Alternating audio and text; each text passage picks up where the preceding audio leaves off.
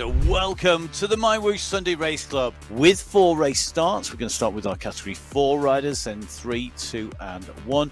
Our riders lined up in yellow, that is our Category 1 riders, in green our Category 2, in blue Category 3 and Category 4 in red. We are go in the finals in June of the Sunday Race Club here on MyWhoosh.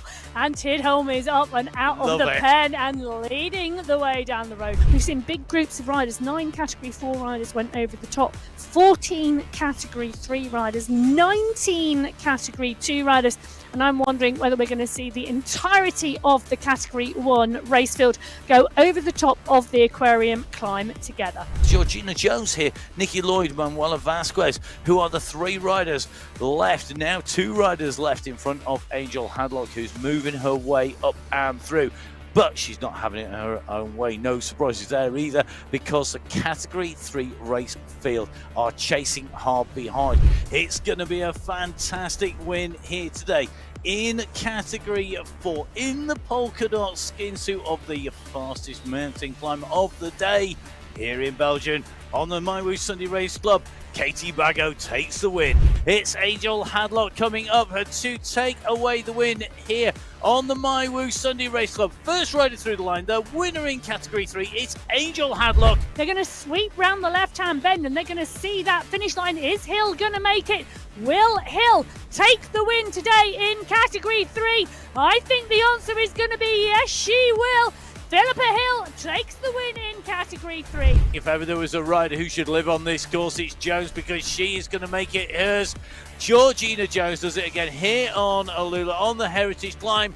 Your race win on the Sunday Race Club in Category 4. Barragan is leading this out at 5.5 watts per kilo. Hadlock is coming. Barragan is fighting. Hadlock's just put a kick in at 7 watts per kilo. Has she left it too late?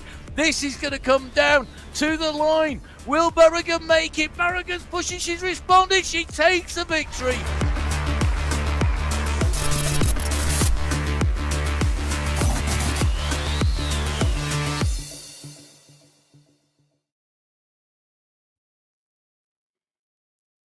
Hello. Good morning from the Sunday Race Club. My name's Matt Payne. We're here on MyWhoosh, and there has been a studio disaster. I hate to bring it to people, but you may be aware we have no coffee in our studios. So it means that today you're going to have to put up with me trying to be slightly awake without coffee. Emma Martin, my co-host, who's here in the studio, is better. She's on tea. Emma, you're surviving better than me. And I'm hoping our riders are all fueled up and ready better than we are. Well, I'm fueled on herbal tea this morning. And what can we say? I am waiting for the gap between the men's and the women's race, for the rush for the coffee beans, because, well, I'm not quite sure our women are going to need coffee where they're going, because the racing is going to be great anyway. They are heading to Australia on the Outer Loop course today. So 35 kilometres of racing, 500, see, that's the first non-coffee mistake, 593 metres of climbing today. And yes, most of that climbing comes at 15.3 kilometres into the race. The Canberra climb, it is there right in the middle of your screen. Now, on the run in, the Sydney Sprint, early in this race at 4.2 kilometres. Then we roll down. We roll up on the course. The transitions are there before the climb to have an impact. From the top of the Canberra climb, though, to the checkered flag, it's a 14.3 kilometre run-in. It is, and one of the key points that we did see on our rewinds that we've just seen, in fact, is that section you come up onto the bridge after the Sydney Sprint and then drop down. We see lots of breaks go there, so watch out for that. Let's see how our Category 4 riders deal with that. There are riders in those red jerseys. The Petit Four squad are here, led by Nikki Lloyd and Simone Francis, once again represented in the United Kingdom and Australia. 11 nations in our race field in Category 4. That's amazing. 11 different nations, but a whole variety of strong riders, and a number of those riders having progressed to Category 3 over the last few weeks. So Ellos, Jones, Tompkinson, Simkin, all moving up. So has Hill. Really interesting to see where we get to. Well, the green is for go and away go category 4. They are the first group of riders up and out of the start pen today, sweeping out onto the course. One big group of riders, 28 riders on the start sheets in category 4 today. Valencia took 4th in the final. Vasquez took 3rd. Alvarez took 5th. The top 2 have progressed to category 3, opening it up a little bit. Who is going to step into top spot today? Well, this course comes round out of the start pen and kicks really early. It certainly does, and we're heading straight into that. You can see at the moment we're at 2.3%, and this is after that slight little depression. You drop down, gain momentum, and then we kick up on here. Now, this little kicker comes within the first kilometre, and that means that if you've not warmed up, you are going to be in trouble. Looking at the course profile on the race manual when you enter is absolutely critical to know what is in front of you. Even better, go out and ride it. You can ride all these worlds on MyWhoosh, and this one of my favourites, unless I'm having to race from the start, because this, for me, is always telling on who is feeling good. If people are good, they're right up at the front here. It's qualifier 1. We have the start of a new month. We have a start, a chance to reset, a chance maybe to think about tactics that you didn't employ. And at the moment, for me, category 4, they are pushing, but we're just now starting to see those red chevrons coming in, and we are starting to approach the top. So maybe a more considered and paced approach as they come in, as Katie Bago now accelerates up on the front. Bago starting to go clear. We've seen her taking a win on last month. She's on fire. Maybe she's going to be the rider that steps up, as you say, Emma, to take away a top spot and maybe be dominant this month. Well, she took that win in Belgium in qualifier 1 in June. Can she repeat it and, take the win in qualifier 1 in July? But I'll tell you something, Barco there, we can see her with the huge screen in front of her. Great visuals there. Part and parcel of this leading pack. So Bago, Lloyd, Alzat, Bargo, Bremner, Vasquez there, Alzate is there too. And there are gaps in this race field already. It's starting to open. You can see there are riders distance. So for maybe anybody who is new, just joining us in July, let's have a very quick run through of what you're seeing on your screen. You can see our avatars are representing our riders dead center. That's the main pack that is on the road. If we start on the right-hand side at the top, you have the percentage gradient. At the moment, we are making our way on what is a slight downhill. That is going to show the gradient. You can see the slight downhill really very easily there, because if you look on the left-hand side of your screen, we've got our inset that drops in. This is our rider's view. Natalia Idzik there. Take a look at the Soigneur. That is the most chilled out Soigneur DS member I think I've seen for a while. Natalia Idzik just rolling down nicely, very comfy in this pack now. Natalia is in there. I'm going well. Thank you very much, sir. Giving him a wave back. I always wave at people, and it's the most useless thing because nobody sees me wave other than the production crew. So as our group of riders go down, right side below the gradient, you can see we have our zones. You can see that we have our riders that are riding, and they are represented by each of those bars across. Idzik, the rider we're watching, is in the blue. You see, we're just switching across to Kristen Hamilton now. And again, in that blue bar, the riders above and below, it shows you the time gaps, if there are any, the power that they're producing. Dead center of the screen at the top is the rider's stats, so power, time, heart rate, pedal cadence or revs, and the distance they've covered. If the wattage, that's the power they produce, is in green. Green is good. W, wind, and white. And that is basically the watts. So if the watts are in white, you're in the wind. And that is not good because it means you're working harder. Left-hand side at the bottom is the radar view, and that's fairly self-evident. That dot represents a rider. Each dot is a rider. More dots, bigger the group. Nice and simple. Works the same for category 3. And there are next riders that are going to take to the start line. The Grind My Gear squad are back with strength in depth here today. We have got Noveline Kokkonen, Stefani Piccolo, and Tanya Howeiler. Now, that is 3 very strong riders in the Ground My Gear squad. I know that we got Golden Light, Team Golden Light with us from the UAE as well. Now, we had 11 nations in Category 4. We've got 12 nations in Category 3. It's going up. It's going the right way. A bit more of a mix. Well, a bit more is. of a mix. 36 riders in total. This is a huge race field. It's the largest race field today on the MyWhoosh Sunday Race Club. So time for Category 3 to hit the roads of Australia.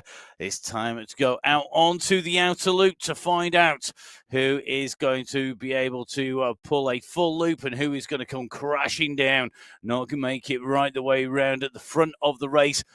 A fast start coming out 38 kilometers an hour in that pack, and we're in with Jennifer Ellos at the moment. You can see that at the moment she's riding in with that group. The watts of most of these riders should be in the green, sitting in the pack unless they're on the front, but already we are now at the same point. We picked up the riders in Category 3 on the climb in Category 4. So Category 4 and 3, same point.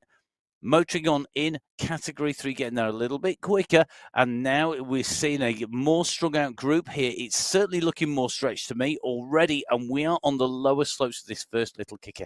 It's not big enough to be a categorized climb, so it's not Category 4, 3, 2, or 1. It's not part of the points competition, but it is really, really key in terms of racing. You've got to hit it, and you've got to hit it hard, and that's what's happening. We're already starting to see riders going into the red, and a big split. The group is now splitting big style in the midway point, and I think we're going to see this leading pack start to push on here over the top of the climb. Look at the damage that's being done. There are riders pushing through, and there are plenty of riders, I think, having a tough time in that group. Well, it's a really, really tough start on the outer loop course here in Australia, and these Category 3 riders pushing on at the front. Alzat, Hill, Beltrand, Gracia, Fu, Giraldo, Knowles are all in the mix here, all at the front of this group. Bryson is here. She's progressed from Category 4 over the last month or so.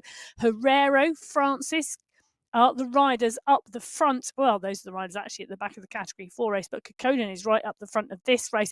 Bergin here as well. Now, Bergin has come down from Category 2 this month. We talked about the dynamic nature of these categories, and we've got a huge amount of movement right the way across all 4 categories in this women's race field today.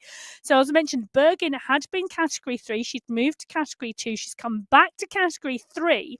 Now, we talked about the riders who had come up from Cat 4. So, Ellos, Jones, Tompkinson and Simkin had come up from Category 4.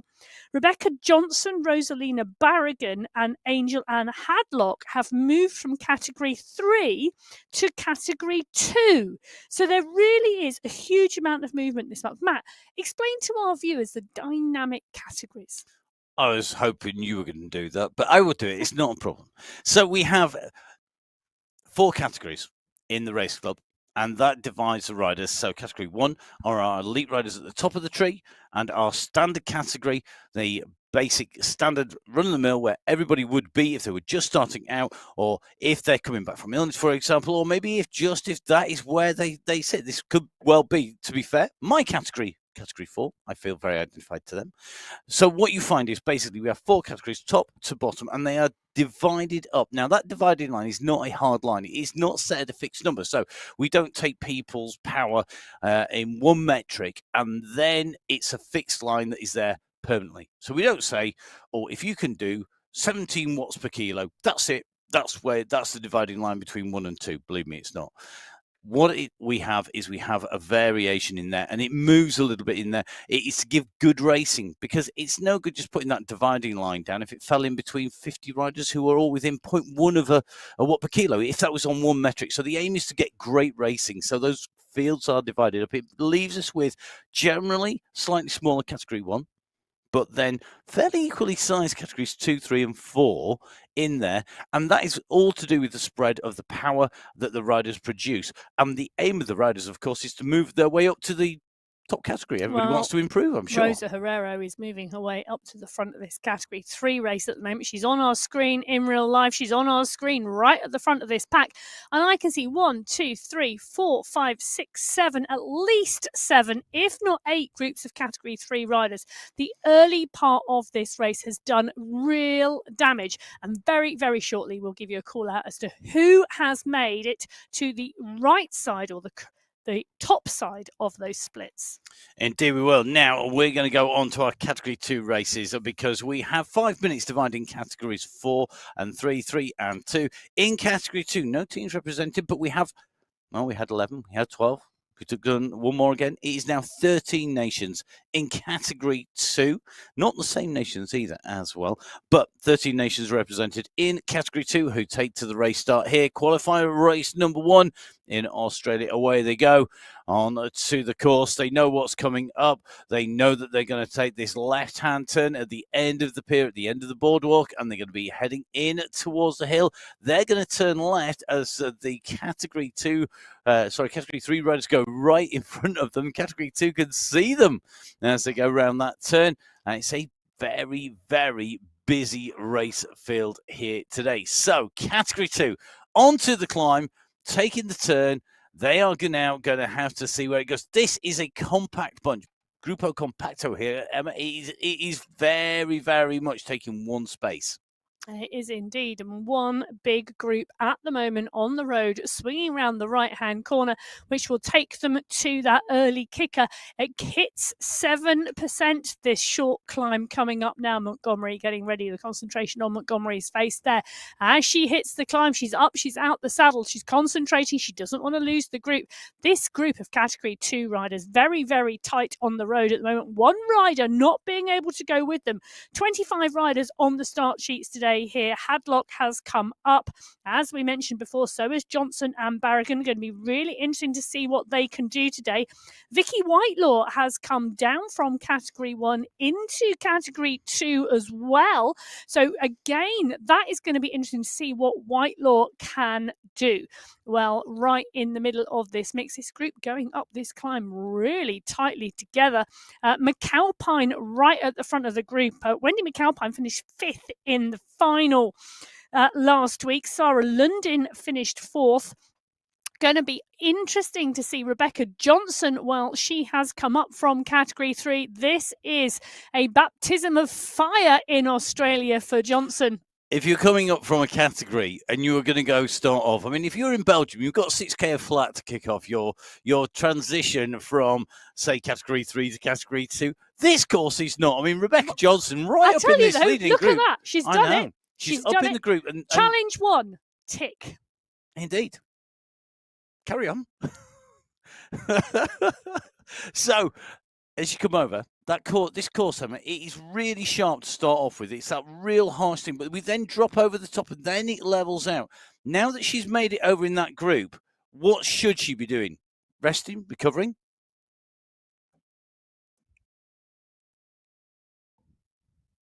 Oh, no answer. Emma's not going to give us a pearl of information here. So down we go. Come on, Emma. What would you do if you were Rebecca? So, you stayed in with the group over the top of the climb. Yeah, so she's done the hard work. That hard work on this course, coming up from Category 3 into Category 2, it is a big step because the women in Category 2 are phenomenally strong. And as we said, with Whitelaw coming back down from Category 1, they are right on that border of those elite Cat 1 riders, really, really pushing on the tails of them. 2 riders going up into Cat 1 from Cat 2 this month. So Johnson, she's done the first job. She's got over that steep, short, sharp, steep climb straight out of the pen. And we saw the effort and work it took. She now needs to sit in the pack. She needs to draft as much as possible and recover as much as possible because she's got the transition to that 15.3 kilometre mark where we hit the Canberra climb. And I think she's going to get tested again on that rise out of the tunnel. Pre that climb, and then that climb steps. It's got 3 steps on it, and those steps are very, very hard. Kim Bonilla, you can see there on the screen, again concentrating, trying to bring her heart rate down after that early push. Nicely tucked in the pack though. Very well tucked in the pack, and that is key, isn't it? Hide out of the way. Make sure you don't expend more energy than you need to. If you are, particularly if you've moved up, we do see some riders just going for it from the front and then suffering. Lots of different tactics that we see over the course of the year here on the MyWhoosh Sunday Race Club. It's time for us to see what Category 1 are going to do here on a course that they will be very familiar with, particularly our teams. Affetto Skier here represented by Joanna Coleman and Sophie Giovanni. We have the Peak Performers represented by Amelia Van Hove, Kristen Kolczynski, Marlon Bjarhead and Stephanie Sidley, and the Sweat Sensations, Amelia Velt, Catherine Fuhr, Merle Bruni and Mina Koinstonen. And that is but part of a Category 1 field made up of, wait for it, 17 different nations. So a big jump up. 22 around riders. the world. It is. And from 17 nations, what a mix. It's our Category 1. It is qualifier race number 1. Well, it is indeed. And Tidholm is a rider we're in with. Green for go. And off go the Category 1 riders on Sunday Race Club. This is July Qualifier 1. We are ready for an action-packed month. Action-packed. It is absolutely packed this month. Now, let's go run through our Category 1 riders, the people who could well be up there. Kristen Kolczynski, I think she's stolen all of the coffee that's missing from the Full Speed Event studios here, because she has gone off on a mission from the word go. Do you know what? I'm not waiting. Let's go at nearly over 7 watts per kilo from the gun. Kristen, how many espressos did that take? Well, let's bear in mind, she's riding from the United States, and at this point of time, it is about probably 3:30, 4 a.m. in the morning. Well, she's been fueled well, because she is off down the road, and take a look at that, Catherine Fuhr. She is the rider doing the chasing. Now, I cannot imagine they would have expected this, not straight out of the gun. Normally, this group go up this climb together over the top, and the action takes place on the Canberra climb. But no, Kolczynski's got up this morning and thought, let's make this a little bit different. Well, Tidholm, Field, interestingly, new rider in, Tilly Field. Tilly Field finished second in the Australian National Championships to Kate Tridden. As per the Australian selection criteria for the world, the top 2 riders in the men and the top 2 riders in the women should make, or will make, the shortlist, should they obviously put in an expression of interest, to the Worlds. So nice to see Tilly Field on the Sunday Race Club, giving MyWhoosh a go, getting in the prep for September. Really, really key. And we have a packed summer of action on MyWhoosh leading up into the autumn. If you are in the Northern Hemisphere or heading into the spring, if you're in the Southern Hemisphere like Phil is, and that's going to be going into the Worlds. Now, another rider who you would expect to see there, Catherine Fuhr. I mean, can you imagine a World Championships without Catherine Fuhr? She's proven time and time again to be right at the top of esports worldwide. Oh, I'll tell you something, they all got a little extra leg stretch as part and parcel of the finale to their warm-up today. But you are right, Matt. Fuhr at the World Championships. She has got to be one of the favourites. Right, there you are. You heard it there first. Emma has already gone down. It is July. We've hit July. First Am I making predictions already? Emma's saying, going for the favourites already. Well, I'll tell you something. They've got to get through that semi-final first. And with the number of riders going to be participating in those semi-finals, it's going to be a really hard job to make the top 20 to progress. And if people want to find out a little bit more about the World Championships, Emma, what's the best thing to do? How would you find out? Well, you can head over to the UCI website and click on cycling esports as a discipline. If you go along the top tab and there are the disciplines, click on disciplines, and as part and parcel of the discipline list, you will find esports cycling. If you click on that, that will give you information about the discipline at a world level for cycling esports. Otherwise, head to mywhoosh.com. Or follow it on MyWhoosh on social media, on Instagram and on Facebook. Don't forget, you can also follow Emma at Biking Emma. Emma very much involved in esports, from podcast to coverage, and of course a UCI commentator as well, which means that Emma will be, I'm not going to say able to answer all your questions, but Emma is definitely a font of knowledge when it comes to all things Well, I was going to say, if you do go onto the UCI website and you do click on disciplines and you see the long list of disciplines that the UCI govern in terms of cycle sports, don't click on indoor, because that will take you to somewhere very different. It will. Or do click on indoor. It will take you to somewhere very different, and Yes. you'll be pleasantly surprised about what indoor cycling actually is.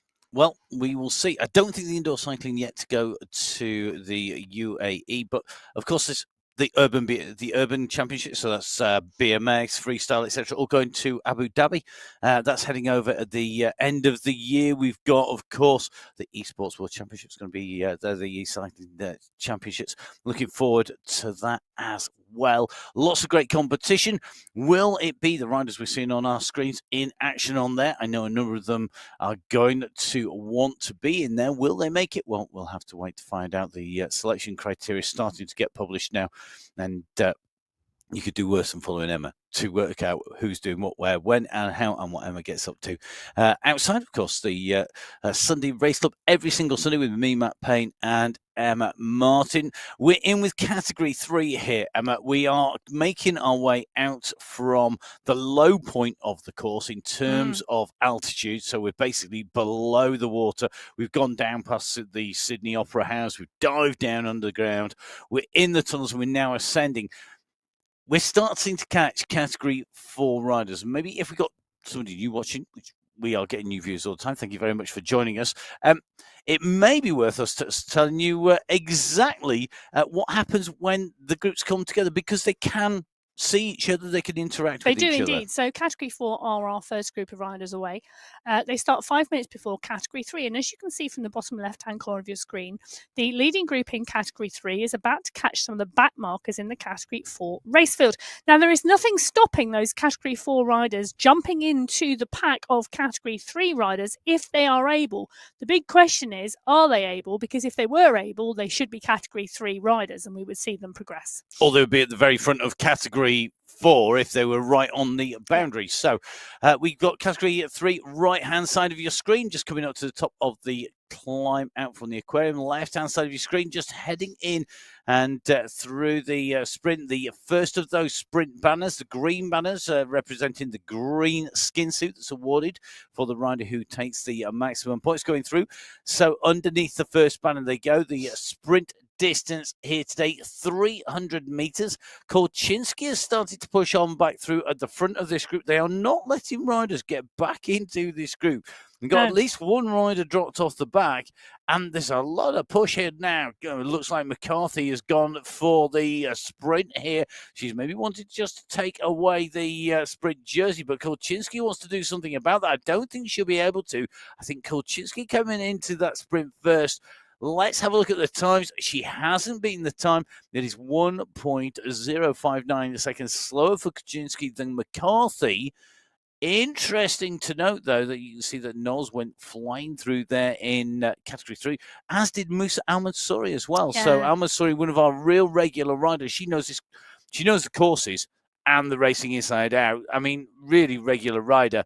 But the Category 1 there, Emma, they're very strong. They are indeed, and they did actually motor through that sprint. So McCarthy setting the fastest time, 25.530. Knowles in 2, just over 1 second back. Kolchinsky, Penna, Kasani, Coincident, Hermansen, Al-Mansouri, Sidlick, and Tidholm round out the top 10.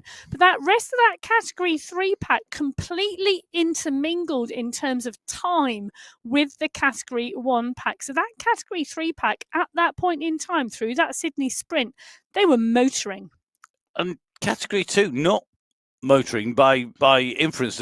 Basically, they're not in the mix there between Category 1 and 3. So that group was going slower at that point in time. Category 2 moving very steady through that sprint. Nobody really responding there. Well, Mary-Kate McCarthy is the rider pushing on at the front with Kolchinsky, Holcroft, Hermansen is there as well. So is Penna and Field, Bruni, Van Hover, all in the mix here. So strong group of Category 1 riders. One rider distance, and you can see that on the bottom left-hand corner of your screen. Now, for viewers who are new to us, you'll start to realise how much I love that bottom left-hand corner of the screen graphic, because it really does start to give you some great information on what's happening in the race. And as we get towards the latter stages, it really is a key graphic to keep your eye on. It is indeed. And I think that one rider who is distanced off the back in category 1 may well be riders who are moving up. We've got to remember that when you move up from a category, it really does, it can be really hard. And I mean, the step up to category 1, they are the best in the world. One rider who steps up when we see the action starting to get hot, Brittany Litton. Good to see Brittany back in the action here again. And I tell you, she stepped up into category 2 from category 3 some time ago. And it has taken her a lot of hard work and a lot of effort to get to this level where she's riding off the front of the group. But she is now starting to really create some action in the category 2 race field. So Litton in the mix, so is McAlpine, so is Svardström, Walkenhorst, Pruitt, Smithers, Bulwara is in there as well. Svardström is in the mix. Rebecca Johnson is still with us. Great job going on there as well. I predict that's going to be a good move for Rebecca Johnson. She's going to get stronger and stronger. Now, Davidson is here as well. Dana Davidson, strong rider as well. Going to be really interesting to see who comes out on top at the top of the Canberra climb. Definitely. She was a rider that we saw on our cameras when we were in the finals, and we saw her in real life looking very, very smooth, very, very focused. Another of our regular riders, Wendy McAlpine, in here. And you can see Wendy there keeping those revs moving around. 88 revs per minute, the pedal cadence at the moment on the bike. But certainly at the moment, McAlpine, very, very smooth. And this group, they're rolling together. There's just the one rider off the front. That is Brittany Litton. Now, one of the things riders do, and we see this, and it is something that I'm going to sort of come back to reference, I think, when category 1 come into this same point. We do see riders quite often attacking on the flat section or going clear on the flat section in the aquarium, so they've got a bit of distance for the group that are chasing behind, so that they don't have to maybe work quite as hard on the climb itself. We've seen that. I mean, Litton's got a self-sliding room, and she's continuing to have that. Are we going to see that same tactic from category 1? Are we maybe going to see a move? Will they let it go? Well, the ability to respond is strong in category 1. I think it's going to come down to the Canberra climb there. Category 3, now, really interesting group this. It's a big group still on the front at the moment, with a strong group of riders as they motor through. They're at 13.1 kilometres into the race. At 14.9, it's the front of the category 4 race. They are going to be the first group of riders to see the Canberra climb. You can just see it on the top right-hand corner of your screen. They've not yet got sight of the polka dot banner, but there it is as they come round that left-hand bend. Now, Bremner, Lloyd, Fielder, Alza, Navras, Schultz are in this group. Lloyd is here as well. So it's looking like a strong group. 1, 2, 3, 4, 5, 6, 7, 8. Now, I think there's about 10 riders in that group. I don't think you're far wrong. Maybe more, actually. Take a look at that. Make that 12. 12 riders in. It wouldn't surprise me. There won't be 12 riders, I don't think, when we get to the top of the Canberra climb. Now, the Canberra climb, this is, as Emma has said, a 3-step climb with 2 flat, if not descending platforms part way through. The first of those platforms bigger and longer with slightly more descent, higher speed. They're not a descent, so you're not dropping off the side of the hill, but they are enough for the pack to speed up, so it breaks apart the group. It's not just one pace all the way to the top. Staying in this group is key. Now, I mean, you've regularly on the commentary used the phrase, you have to treat the top of the Canberra climb as the finish line of the race almost, and then do it all again at the end. Now, explain what you mean by that. Well, you do. So the Canberra climb here coming at 15.3 kilometres. The top point of this climb is at 20.7 kilometres, so 14.3k from the finish. If you do not go over the top of that climb within 30 seconds of the leader of your category, and I'll tell you why I say 30 seconds. Okay. You do not stand an opportunity to be in at the finish. Now, if you are category 4, 3 or 2, that gap is possible to still close. And the reason that gap is possible to still close because you have chasing packs coming hard from behind. And with such a long downhill and flat-ish run into the finish, it is highly likely that if a chasing category catches you, you are able to stay in the group. and hence take a toe up your own race field. So an example of that would be, for example, if you were dropped from category 4 and were caught by the leaders in category 3 coming on the downhill, because you have, or on the flight, because you have the advantage of hiding in the aerodynamics, hiding in the draft, that almost levels the playing field for you a little bit. It gives you that little bit of, a bit like kicking a football down a football pitch, but with a tailwind behind you. It's going to go that bit further. Well, and what we often see on this course is big packs of riders coming together towards the end with multi-categories within them. And it makes it really interesting. And you said not category 1. No, because category 1 are the last riders on the race start. So they start 15 minutes behind category 4, 10 minutes behind category 3, and 5 minutes behind category 2. There's no one to catch them and help pull them along. Seems mean almost, but they are category 1 after all. Okay, let's dive back in with category 3 here. You can see Alta Marino at the moment on your screens. The avatar about to hit the polka dot arch for the start of the climb. A quick kick out of the saddle there in real life for Angelica Alta Marino on the way in here from the Philippines, hitting the climb. And this is where it's really key. Emma. This is good company. Kukkonen is here. Yeah. Elos is here. De Silva, De Gracia, Simkin is there. Knowles is there. Hill is in that mix as well. This is a good group of category 3 riders on to the base now of the Canberra climb. Holly Bergen is in the mix as well.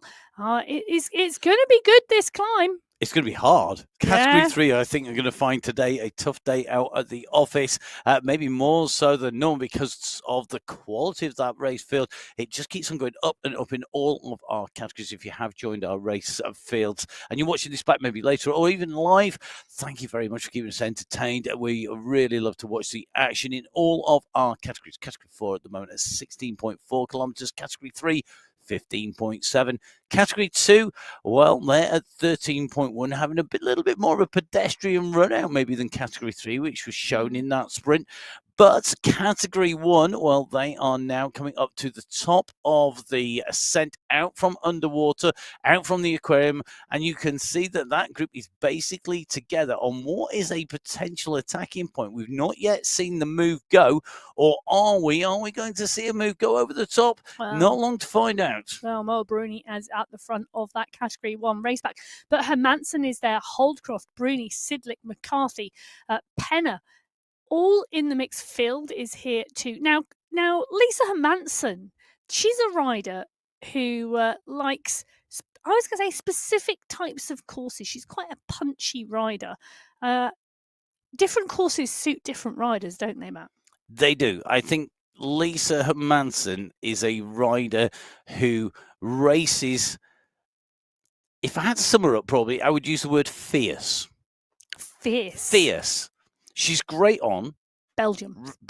Fierce, sharp, short, attacking climbs, big punchy moves, big bang, kick, boom, thump, wallop. You know, it's it's good we can't see the cameras in the studio. It really is like she's just and the way that she goes about her racing when she's racing, it's quite a sharp, fierce. She really is focused in there. She's sort of rider if you're riding along and was next to you actually in real life, you'd be going, not sure I want to go into a corner with them because they want to win so much. I might be seeing the side of the road in the ditch, not go around the corner, because other riders, they don't do that. They are a much more smoother, a long burn in there. So they might be suited to a longer climb. They might not be suited.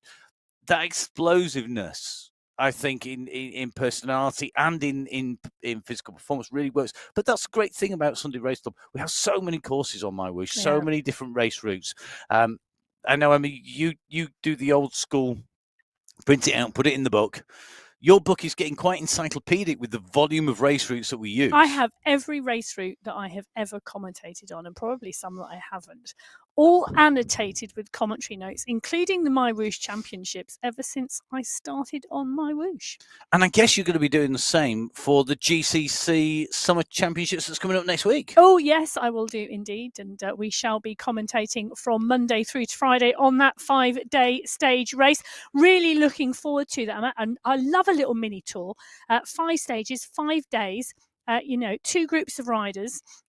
The verified racers who will be out on the course alongside what I'm going to name as participants who are not actually racing for GC or for the prize money, but participating in the event. And they can see how they compare against the professional riders who are racing in there. Great. So basically, that's the GCC, the Gulf Corporation Council.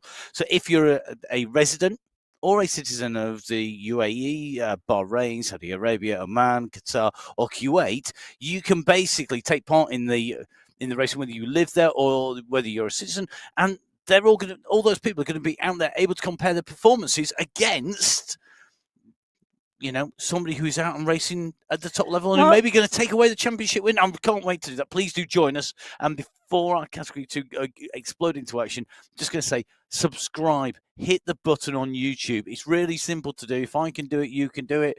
Hit that button. Make sure you follow us. Make sure that you get notified when we go live with all of the racing on MyWhoosh and all of the videos. There's some amazing content coming out across MyWhoosh. So please, please, please do that. It really does help us and MyWhoosh. Well, there is amazing content. I'll tell you something, there's also amazing racing, and it's unfolding in front of us in category 2 at the moment, because Lytton, McAlpine, Wagner and Sanchez have come to the front of the category 2 race. They are on the climb at the moment, and you can see on that camera shot riders just getting distance off the back of this group. So Lytton Prado is moving up, so is London McAlpine. Vicky Whitelaw is there. I thought she would. Sarah London is in the mix. Jeremy Prado is there. These riders, Julia Walkenhurst as well, now coming to the fore. So this race now starting to heat up. They're at 15.8 kilometres into this race, just 500 metres onto the climb, and you're going to see the many steps on this climb. It very short, sharp, steep sections, then it levels off, then it kicks again, and the biggest kick, the steepest section, 16% right at the top. So the category 2, who have been taking a steady ride into this climb, now need to show us what they can do. The main protagonist so far in category 2 from our screens has been Brittany Lytton. She's on the front again, just trying to keep this hard, stretching the pace out, looking to break this group apart. But I think that the experience of our riders in category 2, it's almost akin to category 1 maybe 12 months ago, maybe even 9 months ago, because the standard of racing, I think, has absolutely skyrocketed across the categories. And what would have been a great category 1 performance now is a category 2 performance. And that strength in depth is huge. I mean, they are so strong. And they are very smart riders as well. You've got great tactical awareness. You've got that positioning. You've got that feel for the bike and how it rides, how it responds on there. Really, really important to have all that. And you need that to be at the front. We can see category 2 splitting on our screens. On the left-hand side of your screen, you can see there are riders now being left behind. And it's not been an explosive race. It's not been Elisa Hermansen type race where it's been fierce and explosive. It has been a steady burn, but that does its damage. This is the sort of race that would absolutely slay me. Wow. And it would suit you, Emma, I think. Well, it is moving at a pace, but look at the size of that category 2 pack. 25 riders started at the front of this race in category 2, and it's still a big group of racers at 16.5 kilometres. Category 1, well, they are starting to move towards the base of the climb, but category 3 and category 4, they are, only 200 metres separating the front of the category 3 race now with the front of the category 4 race. And at the front of that category 4 race, we said it was 12 riders going into the base of the climb. It's looking like there's about 8 or 9 riders, I think, in contention there. So that is going to be an interesting race once those two groups come together. But here it is. This is the polka dot banner over the bridge by the waterfall and on to the Canberra climb. Go category 1. So time to light the fuse, light the touch paper, and watch this rocket ascend up the climb. We have saw Kristen Kalczynski attack early on, just with that little surprise move on the very first kilometre of this race. Who is now going to push on? Big climbing names that we expect to see in here are the likes of Fua, of Bruni, of Kalczynski, but do not discount anybody. Tell you right who's on great form. Madonna Dega Mashandi. She's been in action in the time trial and in the road race. She's been riding in the championships. She's been very, very strong. Really good to see that she is on form. And again, I would expect to see her in action at the World Championships, and she'll be looking to hone that form here today, I think. It'll be really good to see. Now, when we were in the outer loop last in the women's race, that was qualifier 3 in June, so actually not that long ago. Interestingly, Phil wasn't on the start sheets that day, but not saying that's taking anything away from the top 5, because it was Kalczynski from Holdcroft, from Tidholm, Van Hove, and Sidlick. Interesting top 5, because we've got some different riders in the mix today. So can we start to see some of those other riders break through the ranks? Will it be McCarthy's day to hit the top 5 today? That would be interesting. You know, she's finished in 6th, so can she make it that little bit further up the standings? She's got to stay in that front group. You can see on the left-hand screen, it's starting to split in Category 1. We've just seen a few riders being dropped off the back of the pace as it picks up. Right hand side of your screen, and this is the Category 3 race lead. Kokoda, Montoya, Hill, Beltran in there. Looks like Bergen at 4 seconds is behind, so that is going to make us what is going to be 4 riders in this group, and the nearest rider just chasing hard here is Bergen. She's at 3 seconds after her.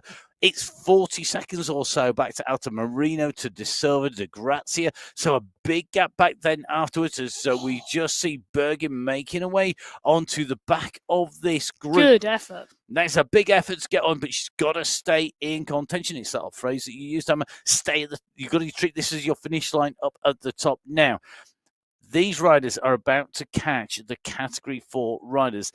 Do you think these riders now are thinking, because we've seen Hadlock move up categories, haven't we? We've seen her go from Category 3 into Category 2. Into Category 2, well deserved, because she has been so strong.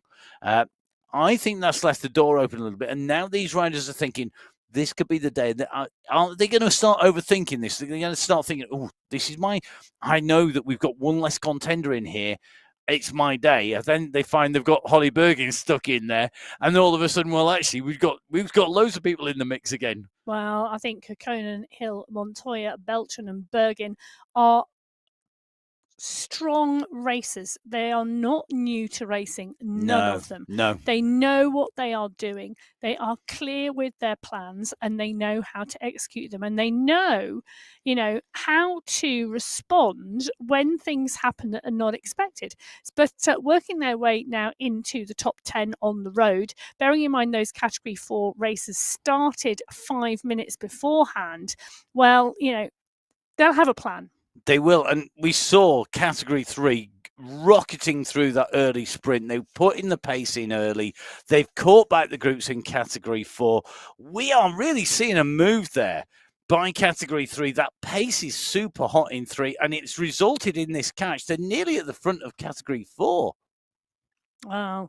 They are indeed nearly at the front of Category 4, but Category 4 are still the leaders on the road at the moment, but you can see them up the road on that screen of Category 3 leaders. On the left-hand side of your screen, that is the Category 1 race. Kristen Kalczynski, Catherine Fua have blown, well, actually, Kalczynski has blown this field apart. Bruni is with her. Fua is the rider chasing at 3 seconds back with Holdcroft. Van Hove is with McCarthy and Tidholm. So 3 riders. So 2 riders, 2 riders, 3 riders. It is smithereens on the climb in Category 1. So it's been blown apart. We said it would have to go here because after that initial attack by Kolczynski, it had been relatively smooth sailing for the riders. Now the gaps start to appear.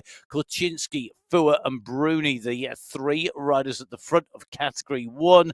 They are chasing Category 2. They're chasing Category 3, who are the riders in blue. About to catch Category 4 leaders here. Schultz, Hamilton, Bremner, Narvaez, Idzik. Now got Bago in there as well. Vasquez is just sitting behind. 7 riders in the lead of Category 4. They're about to be joined, and they're not being joined at the top. Now, this collection of Category 4 riders by the Category 3 leaders is going to potentially happen just as they start to come onto the last section, which is the shortest ascent section. 3 steps in this climb, 3 wet plates, 3 basically steeper sections to go up. That's going to happen on the top section, but the top section, when the riders are on there having a tough time, it feels like a long, long way to the summit. Now, Kristen Hamilton in there, they're focused on screen. They're looking to see what's going to happen. Can Hamilton respond? Can any of these Category 4 riders go with Category 3? Have they been holding something back? Because that's still a big group, 7 it's still riders. A big group, but I tell you something, it's a big ask to match the power of the Category 3 riders. Okay, so the riders up on to the climb. Let's watch this catch. See who is going to pull this back, who is going to be able to go. Will anyone be able to go with the group in Category 3? This is going to be really, really tough stuff for Category 4. But somebody may try. It may be what spurs this on, or maybe this group of 7 would look behind them and think, we've still got some chasers. They're not that far behind. We don't want to mess this up. They're not. Then they do not want to mess this up because this final section on this climb is so steep. I said the steepest part of this climb comes in the very last few hundred meters, and it kicks to 16%. And then it's quite a technical down. It is, and the catch being made here on the flat, that's going to work to the advantage of Category 4 initially, because they're going to hit this flat section first. It's going to hold them with this group for longer.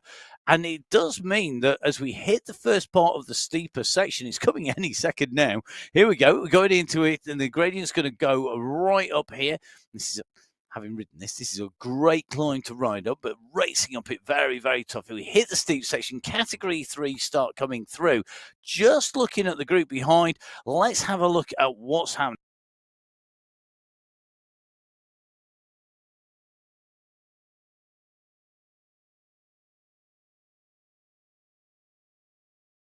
So Category 3, just seeing them coming flying through. The rider who has not yet come through that group, it is going to be Bergen. So we've got Kekkonen, Hill, Montoya and Beltran. The 4 riders from Category 3 who have come through on the right-hand side of your screen to the front of this group. Then there is a gap back, and that gap back it is going to be to Vasquez, to Idzik, to Hamilton and co. They have got Bergen tucked in with them at the moment, and Bergen may well be thinking, well, we've not that far to go. If I take a little bit of extra rest here, it may well be I can sprint on over the top. You've got to leave something in the tank in case somebody pushes straight over the summit. That summit really, really critical. Well, she's in 5th place at the moment and moving to the front of that Category 4 race field. In Category 2, take a look at that. Montgomery, McAlpine, Smithers and Svardström. Lytton now 25 seconds back. So it's looking like we've got a leading group of 4 in Category 2, Matt. So 4 riders in Category 3. 4 riders in Category 2. We did have 7 in Category 4. Yeah, we have. So it's looking like small groups in each of those, but it's a smaller group in Category 1. In fact, it is a triumvirate of riders, to quote a Hugh Porter phrase, I think, here, because we've got Kolczynski, Fua and Bruni, the 3 leading riders in Category 1. You almost can't see Fua there. She's just tucked in behind Kolczynski. They're the 2 riders with the white helmets. Then you've got Bruni with that black helmet on. Holdcroft who's doing the chasing. And Holdcroft, is that our nearest rider to them behind? So Holdcroft is doing the chasing. But look at the she's gap. 30 seconds now. That is a big, big gap. And now, Emma was saying 30 seconds is kind of the time marker for the riders in theory that could be closed down in everything but category 1, but that's dependent on having the numbers. Numbers count here. If you are a solo rider versus 3, you just have got such a tough ask. The summit to the finish, Emma, that distance is just over 14 kilometres, isn't it? It is. So 14.3 kilometres from the summit of the Canberra climb to the checkered flag. Now, a lot of that is downhill, but some of the sections are rolling, which infers uphill as well. No long uphill sections, but there is enough to put in a dig, to put in an attack, but the pace will roll high. Well, Julia Montgomery at the moment doing absolutely sterling work on the front of this category 2 pack. She's got a gap now to the chasers. Wendy McAlpine at 3 seconds. Marcel Smithers at, 3 seconds. Svardström now at 9 seconds. It's looking like Montgomery, McAlpine and Smithers are the 3 riders nailing this climb now. And at Svardström, she's got some work to do, but we do know those category 1 riders are further down the climb. This is going to be a case of, can she jump in with them and take the tow back up to the leading group? Where the catch is made is important. It is. I've got to say, when we're talking about this catch and being able to jump in, the speed these 3 riders are moving, they are 600 meters behind the lead of category 2. They have closed down kilometers in the space of the climb, and because of that, this is not an express train. If you try to jump on this express train, it's going to rip your arm off. It's a bullet train. It's absolutely flying. You're not going to be able to get on board that. You just can't do it. But the one behind it, look at this. Tidholm, Van Hove, McCarthy, Holkoff. This, for me, is probably potentially for those category 2 riders actually the one to go for. One, it's not moving quite as fast, not by much, but it is still not quite as fast. But also, because it's further back, it's more likely to catch on the descent than the climb. Well, and I'll tell you something, 4th and 5th position will come from this chasing group. So there are more riders in it than there are podium spots. So it will get a bit spicy in that group towards the end of this race.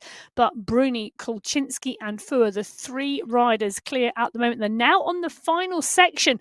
Boy, have they climbed this climb quickly. They're on the final section of the Canberra climb now. On the right-hand side of your screen, that is the banner signifying the top of the segment. The riders are going up and through at 20.2 kilometres. Don't forget, it's 20.7 kilometres. They will see the polka dot banner. They go underneath the UCI MyWhoosh banner there. They're going to come round the corner and they're going to see that polka dot banner in the distance.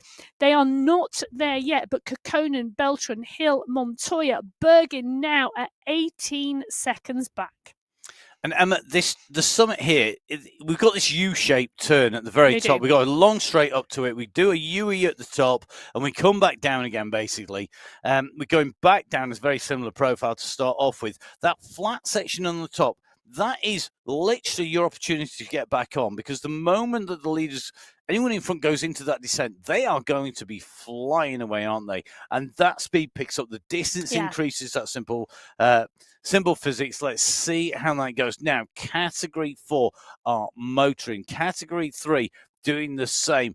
Category 3 are leading on the climb at the moment. So category 3 at 20.3k. The last group of leaders on the road are the leaders in category 1. They're on the left-hand side of your screen. You can see separating the two, 500 meters. I know. That is how fast category 1 are moving, and 2 and 3 and 4. Well, I'll tell you something, they're moving quick, because Fua and Kolczynski are about to drop Bruni. Mel Bruni is absolutely going to have to dig deep here to stay with them and close that gap down onto the back of the wheel. It's currently 13% on the climb at the moment, and Bruni is the one suffering. And I am not surprised, because Fua and Kolczynski, we know they are world-class climbers. Bruni is a phenomenal racer as well, but she is the rider having to hang on and grit her teeth and try and stay with these two. She's 5 seconds back now. Can she use these back marker riders just to give her the added motivation to catch? Oh, it's so tricky. And if you are Korchinski, if you're a Fua, you'd be wanting to make Bruni hurt. You don't want to tow her into the finish. But it's such a long distance. Having that extra rider, given that there's 4 riders behind, you put Bruni in those 4 riders, that's 5 against 2. It gets difficult. You've got to get this right. You have got to get this right. But these 3 riders, let's not forget, these were the top 3 riders in the final last week. We were on the Yabeliace, a phenomenally difficult climb. Fua took 1, Bruni took 2, Korchinski took 3. It's looking like we're going to see a different order today because this is a different type of course. It is indeed. It's steep, it's sharp, it's got this big hill in the middle, and we've got the run down. There are bumps, as Emma said, on the run into that finish. We do have the sprint, but we're coming towards the top of the climb. The summit of the climb at 20.7 kilometers. The first riders to go under that banner should be our Category 3 leaders who are approaching that banner now. It's Beltran, it's Hill, it's Kekkonen. The rider who takes the fastest time up here will be awarded the points, who will be taking away the polka dot skin suit. Beltran goes underneath first. Let's see who's going to do this now. Montoya is behind. She's pushing. 4 riders go over the top. Going to be tough. Now, 4 riders have indeed gone over the top. Beltran, Hill, Kekkonen and Montoya. I'll tell you something, though. The race is on behind in Category 4 as well, because Bago, Narvaez, Vasquez, Idzik, they are all in the mix. So that Category 4 race, that is absolutely motoring as well. Hamilton is, she is a strong, strong climber. I think this Category 4 race will be a sprint. Right, another prediction from Emma. I'm loving these predictions from Emma. Just a quick note, those people who are watching where Holly Bergen had got to, she's just gone underneath that polka dot banner as well. So she is currently down on the leading riders by a fair old margin, because they are now on the descent and they accelerated. You can see that on your screen. The gap has suddenly rocketed up. Julia Montgomery, what a ride by her. She has Smithers at 4 seconds, McAlpine at 6, but she has set the pace up here and has set it alight. She goes up the Canberra climb underneath the banner there. She's got the fastest time so far of anybody who's got there. But look at the speed of Catherine Fua. She's put 3 seconds into Korchinski. Fua wants that polka dot skin suit. She's out of the saddle, sprinting here to go over the top, and she's making those riders behind work. Is she going to look to solo to the finish? Surely not. Korchinski, in comparison, sat down, tapping along here. She knows she's got Bruni behind, but, and it is a but, Fua and Bruni are on the same team. They are. Korchinski is not. And that means that Korchinski now can't rely on Bruni to work, because surely Bruni would not tow her back up to the front.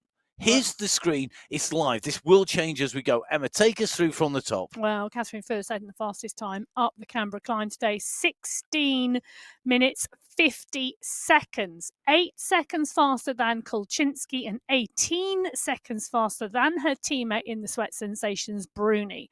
Then 3 minutes 24 seconds faster than Julia Montgomery, our leading Category 2 rider in terms of time up the climb. Smithers, McAlpine, Wagner, Lytton, Lundin, and Svardström in there, rounding out the top 10 at the moment. In terms of Category 3, fastest riders through Beltran, Hill, Kekkonen, Montoya and Bergin.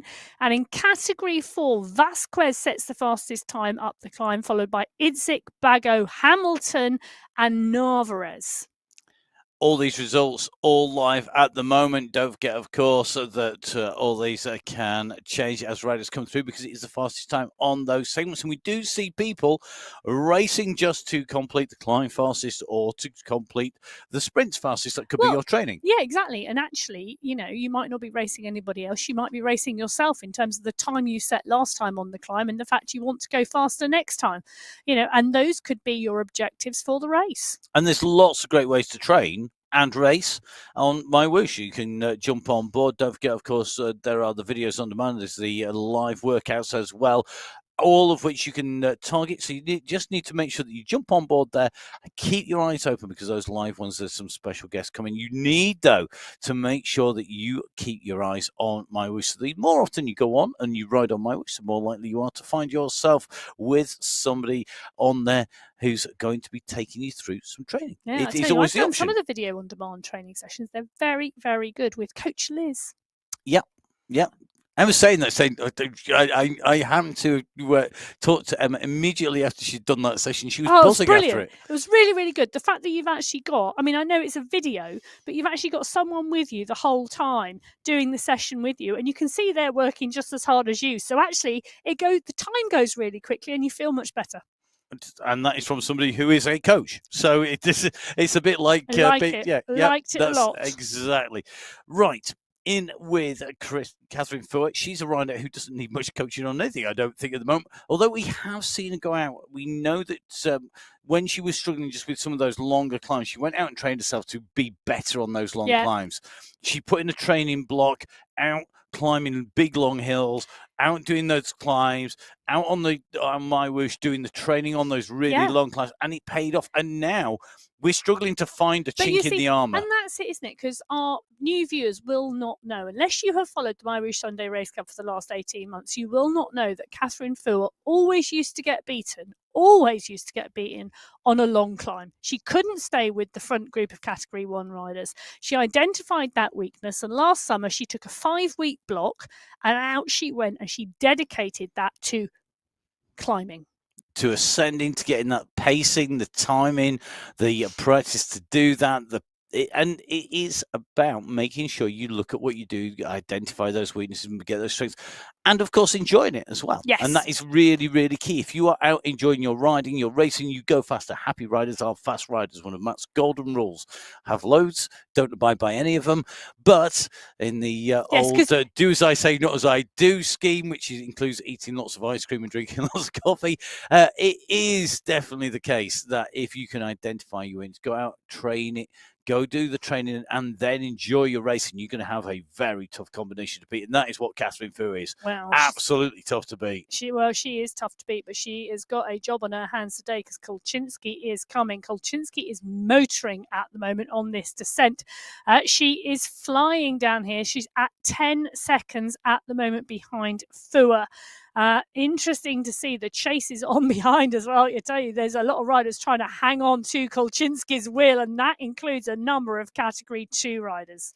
And they're going to benefit from that if they can stay in there. Now, we are just approaching the 9 kilometres to go marker.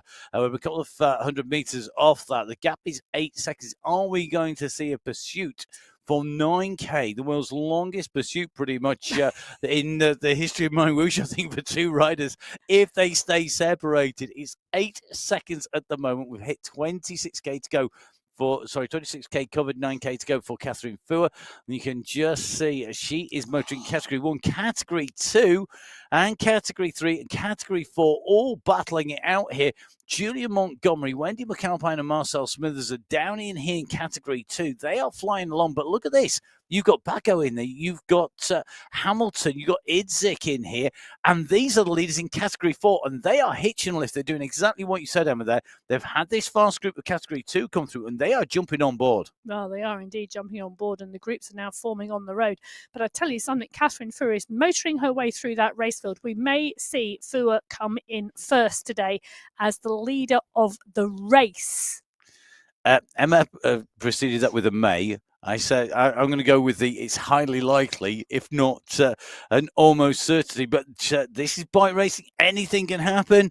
We can see changes. We can see how that moves. Remember, for being pursued, but here she comes. She's on her way into this group. The clock is ticking down.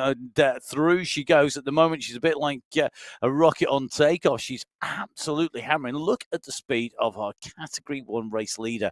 And remember, these are class riders. These are leaders in their categories. In Category 2, that's McAlpine just up the road here from this group. And at the moment, as they've gone through, literally in the time I'm talking, we have seen Catherine Ford go from what was a 10-second deficit to this group to now being 7 seconds in front. She is on a mission. Now, here comes Kolchinsky working her way through that same group.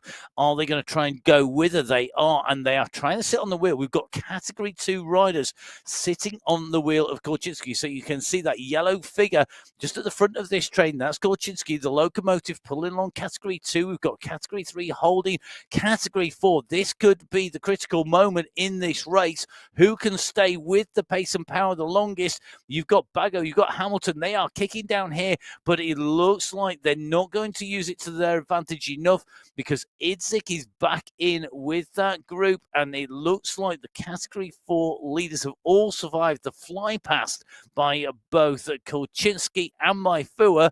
Fua at the moment, well, she's flying back through Sydney. She's going to be absolutely hurtling at the moment, and looks like she's moved herself up into 8th overall on the road. In front of her, we have the Category 3 leaders and the Category 2 leaders. That's 3 riders in Category 2 and 4 riders in Category 3. So here we go. The chase is on. The moment has come where the Category 2 leaders of Montgomery, McAlpine and Smithers see Fua coming up. The gap back to Kolczynski. 7 seconds. It's coming Closing. up. It is a little bit. It goes up and down. Well, I'll tell you something. Well. The important thing also to note in that Category 2 race is Lytton, Wagner and Svardström are all on Kolczynski's wheel. So a pursuit between the second place and the second chasing group. Second place in Category 1 and the second group on the road in Category 2 are together. The first place is up the road, about to go catch the leaders in, and has just caught, in fact, the leaders in Category 2.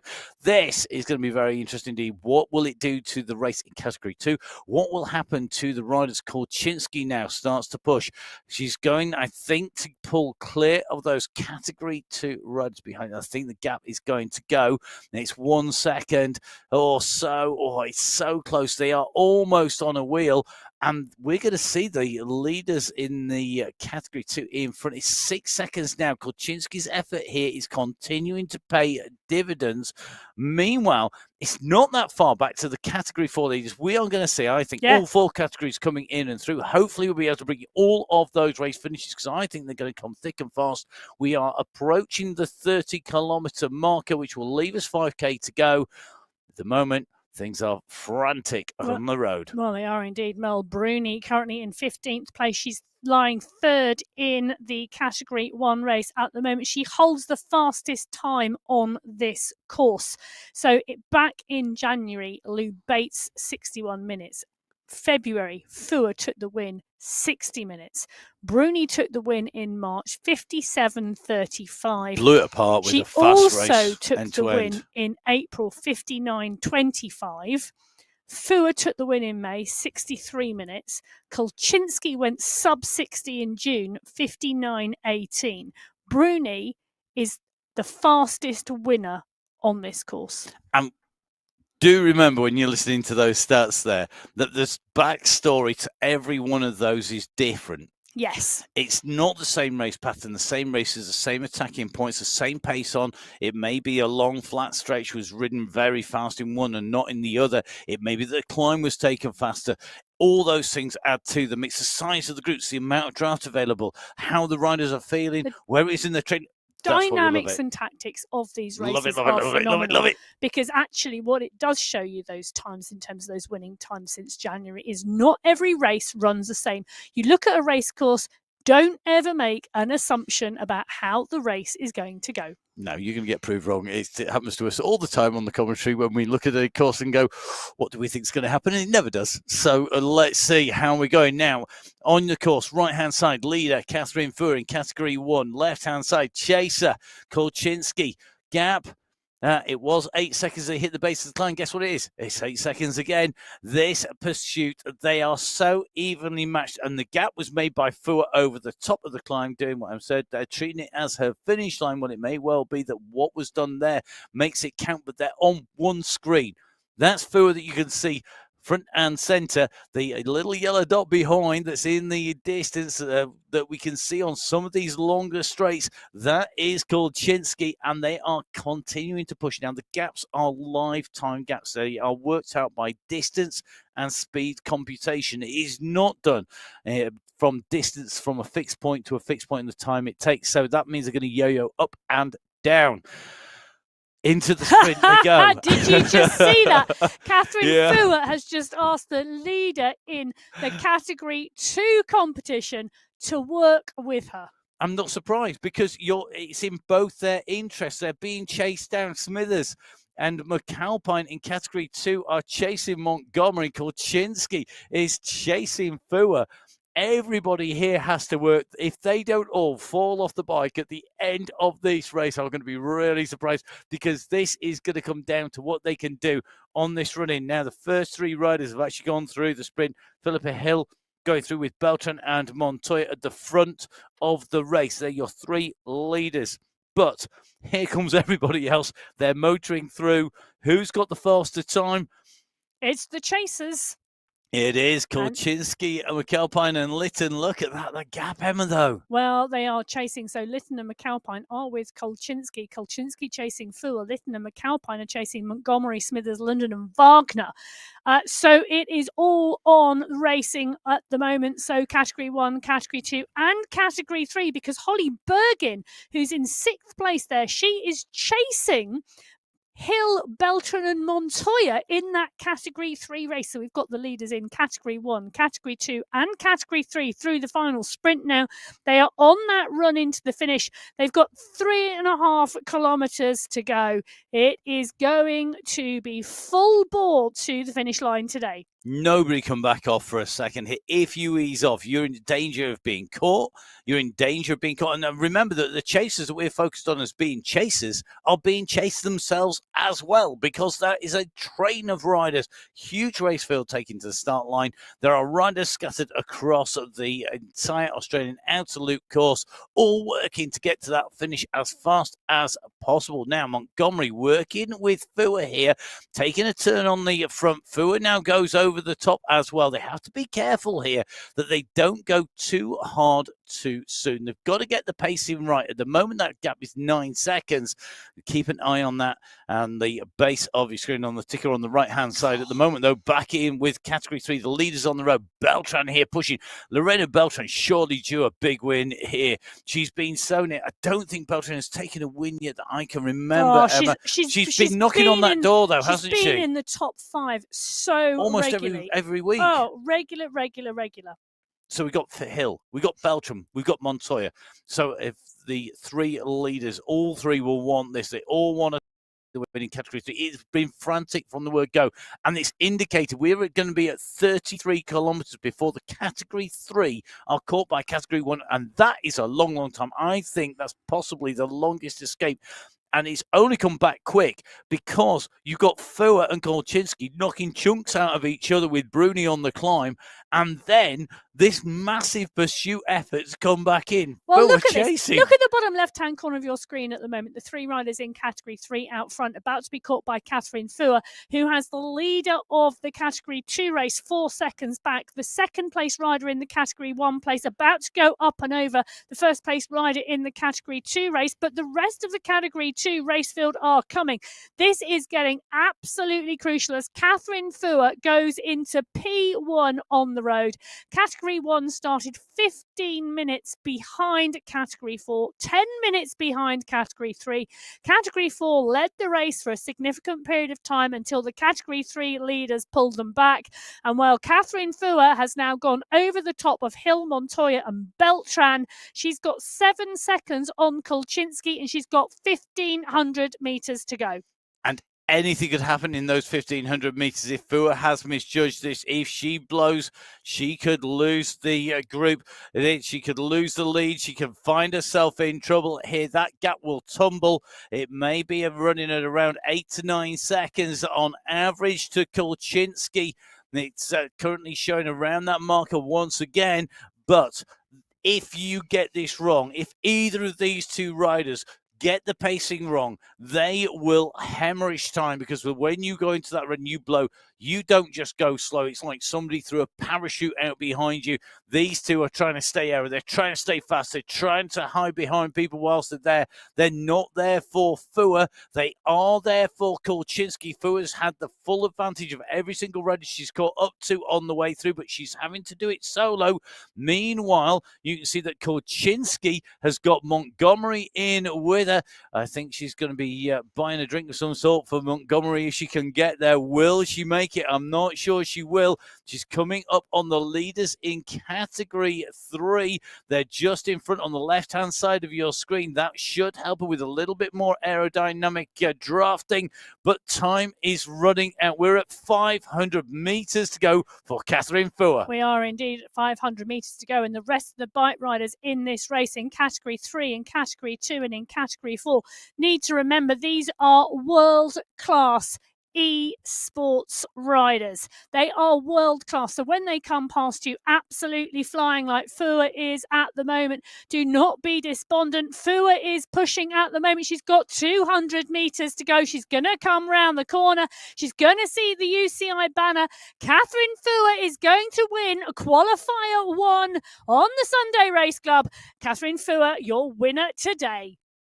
Well, Fua takes the win. Montoya, Hill and Beltran are racing it out in Category 3. Montoya is going to take the win from Hill, from Beltran in Category 3. Kristen Kolchinsky is going to come over the line with Julia Montgomery. Julia Montgomery is going to take the win in Category 2. Kolchinsky takes second place in Category 1. So that at the moment is the screen. Those riders who've come in so far. It's Fua and Kolchinsky 1 and 2 in Category 1. You can just see our Category 2 and 3 top threes there as well. Lots more riders coming in. Category 4 are not far off the line as well. And they have managed to stay away for a long, long time, and that has aided them. Now, this is going to be third place. It's going to be Merle Bruni coming in Category 1. But I tell you what, the chase is on for fourth, because look at that. That's 4 riders. Fourth and fifth is going to come from this group. Van Hove, Holdcroft, Tidholm, and McCarthy. 4 riders in the mix here. This is for the final 2 steps on the podium today, and Tidholm's opened this up, but so has McCarthy. McCarthy goes. We've been waiting for her to take the podium. Is today going to be the day? McCarthy's there, Holdcroft's there, Tidholm's there, but it's McCarthy who takes 4th place today in that race. So, Fua, Kolchinsky, Bruni, McCarthy, Tidholm. Top 5, Category 1. Now we're in with the leader in Category 4. They were away for a long, long time at the moment. Katie Bago has been able to make the most of the roads coming through. She's used her skills here to keep clear of Hamilton, of Vasquez and Idzik. Looking like we're going to see a solo ride to victory for Katie Bago, rider who we know excels on here. We've seen her take wins before. Great riding by Katie Bago. Behind her, Vasquez and Hamilton and Co are going to go in for a sprint, I think. And remember, in all our race categories 1, 2, 3, and 4, they are all over the road. But Bago, Katie Bago, coming through, your winner in Category 4 here on Qualifier race number 1. And it's a matter of seconds back for the sprint in. Hamilton, I think, is going to take that. She's going to take second place. It's going to be Idzik in third. Vasquez is going to come through for fourth. And I think Bridget Bremner should make 5th place in Category 4. But look at the results, Emma. Just give us the top 3 in each of our race categories if you can. Well, let's take a look. So Fua, Kolchinsky and Bruni take the top 3 spots in Category 1. In Category 2, it's Montgomery, Lytton and Smithers. In Category 3, Montoya, Hill and Beltran. And in Category 4, Bago, Hamilton and Idzik. And they're your top 3 at the moment. Remember, all these results are provisional and are live as we speak. That will, of course, change when they are verified.